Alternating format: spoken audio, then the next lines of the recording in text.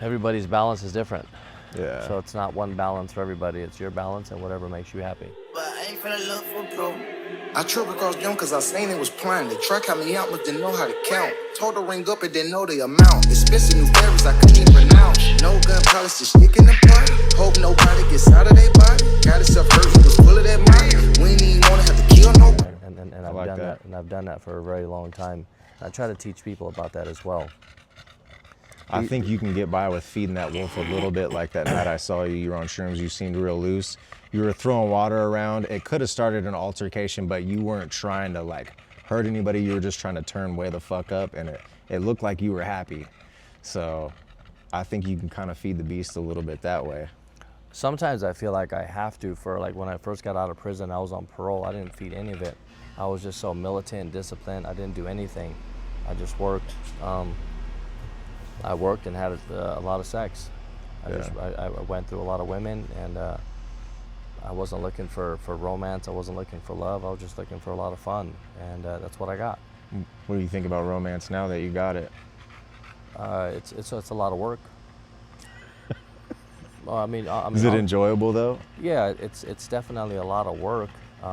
So yeah. It's challenging. It's a lot of sacrifice, but you sacrifice for the things that are a greater good. Sometimes we don't want to sacrifice, or sometimes we don't want to be looked at like we're weak, or we don't want to look at like I'm putting myself last for somebody else. And I used to think like that. I used to think like I deserve to be happy all the time, and happiness all the time just isn't realistic. No.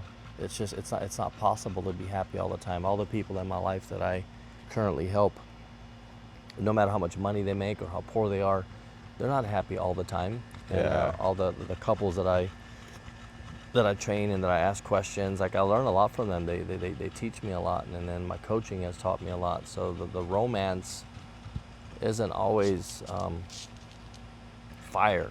Yeah. It's not always passion. Sometimes we have different shifts and different priorities in our life, and sometimes you got to learn to take the back seat. And taking that back seat isn't comfortable. But if you know that you're doing it for a greater good, and your significant other doesn't see that you're taking a back seat for something that has nothing to do with you directly, then maybe you took the back seat for the wrong reason.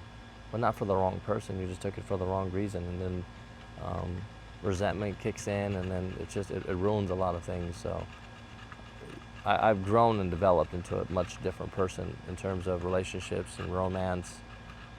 I've learned that chemistry isn't everything. You can't always have fire, and compatibility is a lot more important than chemistry. Yeah. But without that chemistry, no matter how compatible you are, eventually that's also going to wither away as well too. I'm constantly learning and developing, and I constantly learn and develop from my clients, from my friends, from you. I ask you questions. I want to know what makes you tick. Like we can always learn from one another. I'm never too big to learn. Yeah. So I guess I try to be as balanced as possible through partying, through socializing. I'm a social person, not a homebody. Like I did that enough. Like I spent enough time inside of a box or inside of a room, no matter if it's an apartment or a house. I never really found comfort in an apartment or a home. I always found comfort outside, because I spent so much time already in a room. Yeah. So it's not really something that I look forward to doing. I like to socialize and talk and learn. I know you like to be out. Oh yeah, but within reason. Yeah. Sometimes it's a give and take. For sure, man. Yeah. Who you got down there? Bam. Ooh, the good boy. Yeah. Okay. Any other question you want to ask that we talked about that night? I know there were some things that we probably shouldn't mention, but I think you asked me another question. How is my life now? I think that was another question, because we went to go eat. How's my life now? How's my life now compared to what? We could do how it was compared. Compared to how when you were locked up, compared to right when you got out, maybe. How was it compared to 2011? Whew, man, 2011. That's when you got out, right? Yeah, 2000. Yeah, I got out in 2011. Man, I was so focused and driven into accomplishing all the things that I wanted to. I was you couldn't tell me I couldn't do something. Like if you did not align with my direction, you were in my way, and that was anybody. That was the family, friends, parole officer. Like if you just didn't align with my way, I did not listen to you. Yeah. I was on ankle bracelet, so yeah, that's a long time ago. I mean, I didn't have no money. I didn't have nothing. My sister helped me out.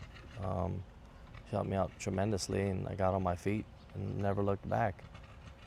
I still had the same drive and the same passion for life that I do now. I mean, I met you shortly after that. Yeah. Millennium Sports Club. I guess a better question would be, what are some differences that you see in me between then and now? 'Cause, I mean, that was a long time ago. I mean, I would say now that you're more successful, I know you better now, so I don't have that much to compare. But it seemed like you were doing, you were on your fitness grind, but you were going to different gyms more often. It seemed that's the only like difference I see. Or actually, even since you and Andrea split up, which wasn't that long ago, I know you've done a lot of support groups, like your men's groups. Oh yeah. I think I've noticed a difference in you in that, like at least for telling me, like what you just told me, where sometimes you have to take a back seat in the relationship for the romance, and I'm sure that's something you picked up there. So I've noticed changes in you like that. Yeah. But as far as like 2011, I don't know, we didn't really hang out that much back then. Well, I didn't drink or do drugs. I mean, I had a plan. So my first 3 years, I needed to make sure that I got off parole, and the only thing that was gonna prevent me from getting off parole was probably just getting out of control. Yeah. So for example, had I picked up a DUI back then, I would have went back to prison. Yeah. Like I didn't ask all these questions and study all these people to not apply this stuff. And I feel a lot of people out here, they ask a lot of questions. Yeah. And they don't apply any of it. They ask questions and they go back to living their life because it's easier, it's comfortable. Yeah. I'm used to being uncomfortable, and a lot of people just aren't used to being uncomfortable. Yeah. Being uncomfortable isn't comfort, but you got to be uncomfortable. That's uncomfortable mentally, uncomfortably emotionally, uncomfortably physically with training. Like at some point, I'm always uncomfortable. Yeah. I'm in pain from training, or I'm uncomfortable because the romance is taking a back seat. I'm always uncomfortable. The problem is people think you just need to be comfortable all the time, and then once you reach a certain level, or once you reach a certain goal, then it stops. Yeah. So for competitors, no, you're just leveling up. Yeah, for a competitor, it's once I complete this show, I'm gonna feel great. No, you're not, because then once you're done competing, you're gonna go back to eating again. Then you think you're fat, and then once you reach this pro card, then you find out that you're at the bottom of the totem pole and you got to start all over. Then you're uncomfortable again. Yeah. And then once you get into this fantastic mansion, oh my God, it's going to be great. No, it's not, because I got to make more money to sustain the amount of money it costs to pay for the mansion. Yeah. Once I get this phenomenal looking baddie, whether if it's a boy or girl, my life is going to be phenomenal. Oh my God, once I have a kid, this kid is going to change my life. No, it's not, because it's going to keep you up at night. It's going to cry. It's going to cost a shit ton of money. It's going to take all your resources, your fun, your sex is going to be in the toilet. Oh my God, once I find God, yeah, everything is going to change my entire life. Oh my God, it's always once if I. Yeah, it keeps going. Once I get this car is going to change my life. Oh my God, I got this promotion is going to change my... Fact of the matter is, we're constantly chasing all of these what ifs. And then through life, it's just what if this, and when I get this, when I get there. The problem that I think people have is they're always looking for the next thing. And that was my problem. So you think it's good to just be present a little more, but still have goals to try to attain? I think the biggest thing that I've learned this year, and I think a little bit of last year, is just recognizing that what's really important is the people that's in your life right now. Yeah. And the moments and memories that you have right now, and all you have is right now. Yeah. That's all we have is right now.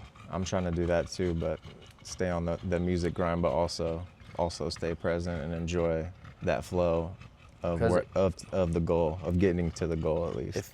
If we're constantly just reaching for when this, guess what happens to all the people in your life? Eventually, you're alone. Yeah. So that's you how I am right now. You know, there's a lot to be said, and don't take this the wrong way, but there's a lot to be said to people that are alone. What? I don't know. That's something you got to ask yourself, especially if you don't want it. I do want it, so I'm willing to sacrifice it. No. There's a lot to be said for people that are alone. Yeah. Well, Like you're not alone because you can call me anytime. So it's not Yeah. like you're alone. But there's some people that I know that just it's all them. it's all them. Yeah. Like their group of people just really isn't there. Yeah. Like I want substance in my relationships. I want substance to the people that are in my life. I want them to know that I'm gonna show up for them, Yeah. no matter what. Yeah. And not a lot of people are like that nowadays. We're distracted through social media.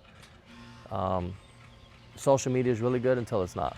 Yeah. It's just a lot of distractions, and I don't want to be distracted. It is and a I don't lot. want- and I don't want to be feeding this one. If I only, and if only this. Like, what about right now? Well, I learned a lot from you just saying that too, because I'm ready to like, okay, when this song blows up, when this blows up, when I get the music video done. But I was always like, oh, when I learn the voice and get the vocals down. Well, I already learned the vocals down, and I just came out with a song yesterday. But you think I'd be like, cool, but now I'm just like, I'm already on to the next.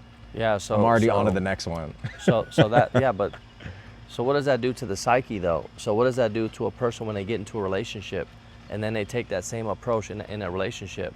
This relationship is going to get better when this.